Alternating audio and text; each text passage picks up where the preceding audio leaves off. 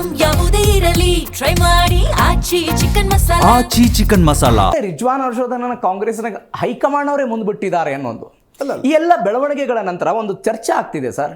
Congress Muslim ಮುಖಂಡರುಗಳಲ್ಲಿ ನಾಯಕರಲ್ಲಿ Muslim ನಾಯಕತ್ವಕ್ಕಾಗಿ ಪೈಪೋಟಿ ನಡೆದಿದೆ. ಆ ಕಾರಣಕ್ಕಾಗಿಯೇ ಮುಸ್ಲಿಂ ನಾಯಕರಲ್ಲಿ ಎರಡು ಬಣಗಳಿದೆ. ಒಂದು ಸಲೀಂ ಅಹಮದ್, ರಿಜ್ವಾನ್ ಅರ್ಷದ್, ಹ್ಯಾರಿಸ್ ಅವರದ್ದು ಸೇರಿದಂಥ ಡಿ.ಕೆ. ಶಿವಕುಮಾರ್ ಅವರ ಬಣ, ಜಮೀರ್ ಅಹಮದ್ ಖಾನ್, ನಸೀರ್ ಅಹಮದ್ ಸೇರಿದಂತೆ ಸಿದ್ದರಾಮಯ್ಯನವರದ್ದು ಒಂದು ಬಣ ಇದೆ. ಇಂಥದ್ದೊಂದು ಚರ್ಚೆ ದಾವಣಗೆರೆ ಉಪಚುನಾವಣೆಯ ನಂತರ ಆಗ್ತಾ ಇದೆ. ಇದು ಯಾವ ಬಣ ಅಲ್ಲ ನೋಡಿ. ಮುಸಲ್ಮಾನ್ ಅಲ್ಪಸಂಖ್ಯಾತರು ವೋಟ್ ಹಾಕೋದು ಕಾಂಗ್ರೆಸ್ ಸಿದ್ಧಾಂತಗಳಿಗೆ, ಓಕೆ, ಕಾಂಗ್ರೆಸ್ಸಿನ ವಿಚಾರಧಾರೆಗಳಿಗೆ. ಇವತ್ತು ಬಿಜೆಪಿ ವಿರುದ್ಧ ಹೋರಾಟ ಮಾಡ್ತಾ ರಾಹುಲ್ ಗಾಂಧಿಯ ನಾಯಕತ್ವಕ್ಕೆ ವೋಟ್ ಹಾಕ್ತಾರೆ, ಸನ್ಮಾನ್ಯ ಮಲ್ಲಿಕಾರ್ಜುನ್ ಖರ್ಗೆ ನಾಯಕತ್ವಕ್ಕೆ ವೋಟ್ ಹಾಕ್ತಾರೆ, ರಾಜ್ಯದಲ್ಲಿ ಸಿದ್ದರಾಮಯ್ಯ ಅವರು ಅಲ್ಪಸಂಖ್ಯಾತ ಪರವಾಗಿ ಏನು ಹೋರಾಟ ಮಾಡ್ತಾರೆ ಅವ್ರು ನೋಡಿ ವೋಟ್ ಹಾಕ್ತಾರೆ, ಡಿ.ಕೆ. ಶಿವಕುಮಾರ್ ಅಧ್ಯಕ್ಷತೆಯಲ್ಲಿ ವೋಟ್ ಹಾಕ್ತಾರೆ. ಅದು ಬಿಟ್ಟು ಯಾರು ತಿಳ್ಕೊಂಡ್ರೆ ನಮ್ಮಿಂದ ವೋಟ್ ಅಂತ ತಿಳ್ಕೊಂಡ್ರೆ ಅದು ಭ್ರಮೆಯಲ್ಲಿದ್ದಾರೆ. ಅಲ್ಪಸಂಖ್ಯಾತರು ಕಾಂಗ್ರೆಸ್ ಸಿದ್ಧಾಂತಗಳಿಗೆ ಯಾವ ಪಕ್ಷ ಕೋಮುವಾದಿ ಸೋಲ್ಸ್ತಾರೆ ಅಂತ ಆ ಪಕ್ಷಕ್ಕೆ ಸಂಪೂರ್ಣ ಬೆಂಬಲ ಕೊಡ್ತಾರೆ. ಕಾಂಗ್ರೆಸ್ ಪಕ್ಷ ಬೆಂಬಲ ಕೊಟ್ಟಿದ್ದಾರೆ. ಯಾರಾದ್ರೂ ಮತ್ತೆ ಹೇಳ್ತೀನಿ, ಯಾರಾದ್ರೂ ತಿಳ್ಕೊಂಡಿದ್ರೆ ನನ್ನಿಂದ ಅಲ್ಪಸಂಖ್ಯಾತ ವೋಟ್ ಹಾಕ್ತಾರೆ ಅದು ಭ್ರಮೆ. ಯಾವುದು ಸಲೀಂ ಅಹಮದ್ ಇಲ್ಲಿಂದ ವೋಟ್ ಹಾಕ್ತಾರೆ, ಯಾರಿಲ್ಲದ್ರು ಕಾಂಗ್ರೆಸ್ ವೋಟ್ ಹಾಕ್ತಾರೆ.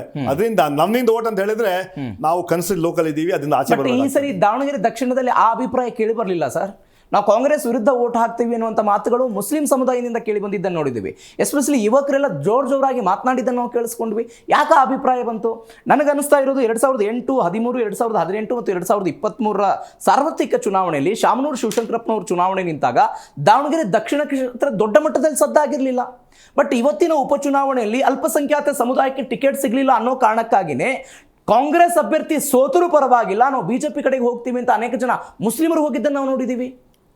ಅದು ಯಾಕೆ ಅಂತ ಹೇಳಿದ್ರೆ ನಾನು ನಿಮ್ಗೆ ಹೇಳ್ತೀನಿ, ಕಳೆದ 2 ತಿಂಗಳು ಇದೇ ವಿಚಾರವಾಗಿ ಚರ್ಚೆ ಮಾಡಿ ಮಾಡಿ ಮಾಡಿ ಕೆಲವು ಕಾಣದ ಕೈಗಳು ಕಾಂಗ್ರೆಸ್ನ ಸೋಲಿಸಬೇಕು ಅಂತ ಹುನ್ನಾರ ಮಾಡಿದ್ದಾರೆ. ಅವರು ಯಾಕೆ ಅಲ್ಪಸಂಖ್ಯಾತರು ಡಿವೈಡ್ ಮಾಡಿಬಿಟ್ಟು ಕಾಂಗ್ರೆಸ್ ಸೋಲಿ ಬಿಜೆಪಿ ಬರಲಿ ಅಂತ ಕೆಲವರು ಕೆಲಸ ಮಾಡ್ತಾ ಇದ್ದಾರೆ. ಇವತ್ತು ನಾವು ಇನ್ನೊಂದು 2 ವಿಚಾರ ಯಾಕಂತ ಹೇಳಿದ್ರೆ, ನಮ್ಮ ಅಲ್ಪಸಂಖ್ಯಾತರ ಮುಖಂಡರು ಹೇಳಬೇಕಾಗಿತ್ತು, ನಾವೆಲ್ಲ ಒಪ್ಪಿಗೆ ಕೊಟ್ಟು ನಾವು ಸಮರ್ಥನೆ ಸಪೋರ್ಟ್ ಮಾಡಿದ್ದೀವಿ ಅಂತ ಹೇಳೋದು ನಾವು ಧೈರ್ಯ ಇರಬೇಕಾಗಿತ್ತು. ಅದು ಹೇಳಲಿಲ್ಲ. ಓಕೆ, ನಾನು ಅಲ್ಲೇ ನನ್ನ ಸಮಸ್ಯೆ ಆಗಿದ್ದು.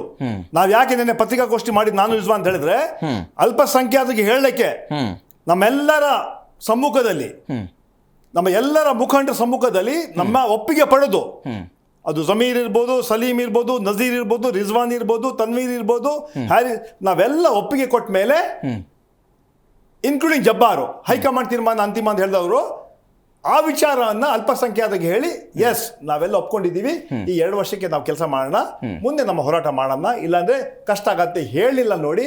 ಅದೇ ಬಂದಿದ್ದ ತಪ್ಪು. ಅದು ಯಾಕೆ ಹೇಳಿಲ್ಲ ಅಂತ ಬಿಟ್ಟು ಅದು ಯಕ್ಷ ಪ್ರಶ್ನೆ. ಎಸ್.